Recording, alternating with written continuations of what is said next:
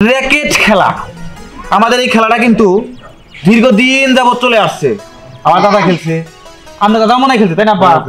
দাদারা খেলছে, তারাও খেলছে। যুগের সাথে তাল মিলে তাদের এখন বয়স হয়েছে। এই খেলাকে ধরে রাখতে মানে ধরে রাখার জন্য মানে প্রতি বছর এই খেলাটার আয়োজন করা হয়। এই খেলাটার আয়োজন আজকেও করা হয়েছে। যে দুটি দল অংশগ্রহণ করতে যাচ্ছে, দিহান এবং বেলালের দল, অপোজিটে আছে পরি এবং স্নেহার দল, তাই তো?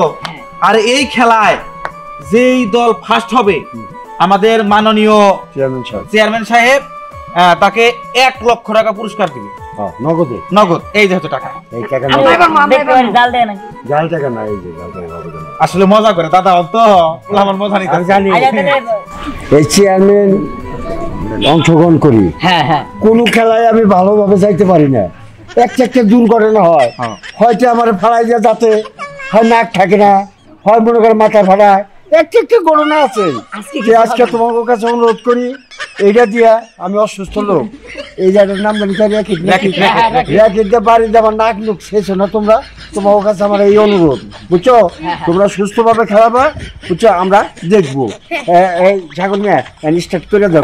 শুরু করার আগে আমাদের যে দুটি দলের যে প্লেয়ার তাদের মুখ থেকে কিছু কথা শুনবো। দিহান, তোমার অনুভূতি বলো। আমার অনুভূতি কি? ওরা পারবো না। পারবো না? তুমি শিওর? আমি শিওর 100%, 100 এর মধ্যে 110% শিওর। বুকে সাহস আছে। মেয়ে মানুষ দেখে মনে করি না যে আমরা পারবো না। মেয়ে মানুষ হলে কি হবো, আমরাও র্যাকেট খেলতে পারি। আচ্ছা ঠিক আছে, তাহলে খেলা শুরু করুন নি। আর শুনেন, আপনারা খেলাটা দেখেন, ঠিক আছে? অন্তত আমার এই বিশ্বাসটুকু আছে আমরাই জিতবো। আপনারা ভালো করে খেলা দেখবেন, ওরা কিন্তু কখনোই জিততে পারবো না, আমরাই কিন্তু জিতবো। শুনেন, আপনার একটা কথা কই, খেলাটা মনোযোগ দিয়ে দেখবেন, ঠিক আছে? আর এই খেলায় কিন্তু ওরা জিততে পারবো না, কারণ মহিলা মানুষ বুদ্ধি হচ্ছে আরো নিচ্ছে, জিতলে আমরাই জিতবো। আসলে দর্শক মণ্ডলী, আমি এই পক্ষে আছি দেখে আপনারা কিছু মনে করেন না, কারণ যে পক্ষে খিচুড়ি জুটবো সেই পক্ষে আমি যাই না খিচুড়ি খাবো।